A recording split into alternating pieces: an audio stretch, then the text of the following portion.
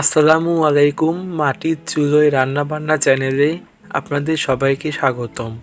আজ আমি আপনাদের সিম ভাজি করে দেখাবো। শীতের সময় গরম ভাতের সাথে বা রুটি পরোটা যাই বলুন না কেন, সবটার সাথে এই সিম ভাজিটা খেতে ভীষণ মজার।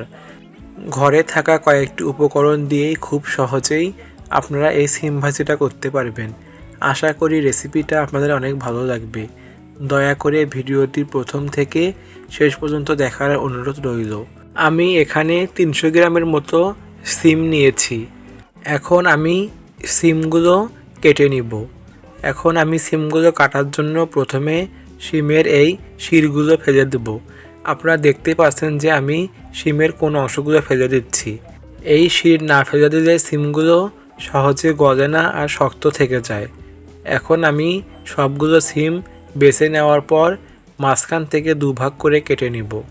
সিমগুলো গোটাও নেওয়া যায়, তবে আমি সিমগুলো মাঝখান থেকে কেটে নিয়েছি কারণ অনেক সময় দেখা যায় যে সিমের মধ্যে পোকা থাকে। এভাবে নিলে তাহলে আর পোকা থাকার সম্ভাবনা থাকে না। এখন আমি 3টা আলু নিয়ে নেব। আলুগুলো আমি 4 টুকরা করে নেব। দেখুন আমি কিভাবে আলুটা টুকরো করে নিয়েছি। এভাবে আমি 3টা আলু দিয়ে দেব।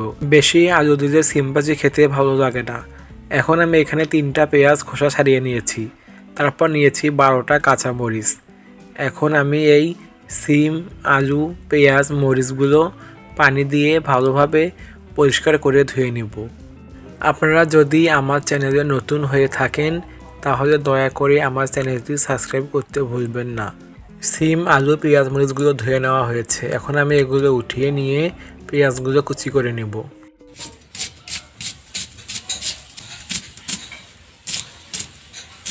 এভাবে আমি 3টা পেঁয়াজই কুচি করে নিব। তারপর আমি এখানে নিয়েছি একটা রসুন। এখন আমি এই রসুনটা মাঝখান থেকে কুচি কুচি করে কেটে নিব। রসুনটা কোচানো হয়ে গেলে আমি এখন কাঁচামরিচগুলো মাঝখান থেকে দুভাগ করে কেটে নিব। এভাবে আমি সবগুলো কাঁচামরিচ ভাজি করে কেটে নিব। এখন আমি চুলায় আগুন ধরিয়ে কড়াইটি চুলায় বসিয়ে দেব। তারপর কড়াইয়ে দিয়ে দেব পরিমাণ মতো সয়াবিন তেল। তারপর তেলটা গরম করে নিয়ে আমি এর মধ্যে দিয়ে দেব পেঁয়াজ কুচি।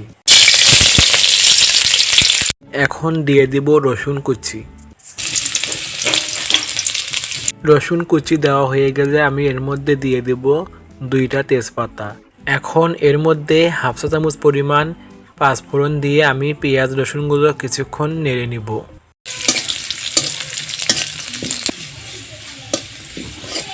পেঁয়াজ রসুন বাদামি হয়ে আসলে আমি এর মধ্যে আলু আর সিমগুলো দিয়ে দিব।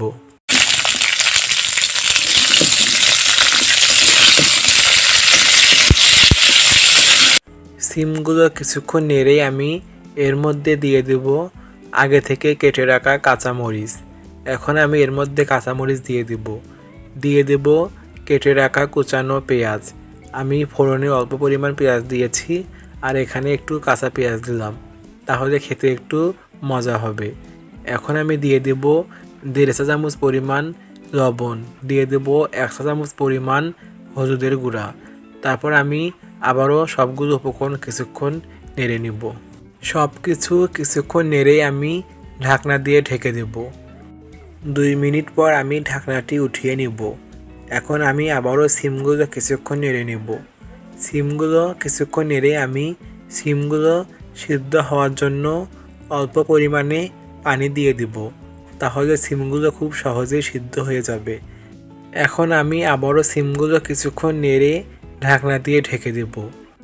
এভাবে ঢাকনা দিয়ে 2 থেকে 3 বার ঢেকে ঢেকে আমি সিমগুলো সুন্দরভাবে ভাজি করে নিব।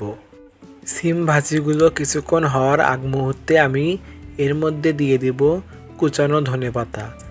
এখন আমি এর মধ্যে ধনেপাতাগুলো দিয়ে সিমের সাথে ধনেপাতাগুলো কিছুক্ষণ নেড়ে নেব।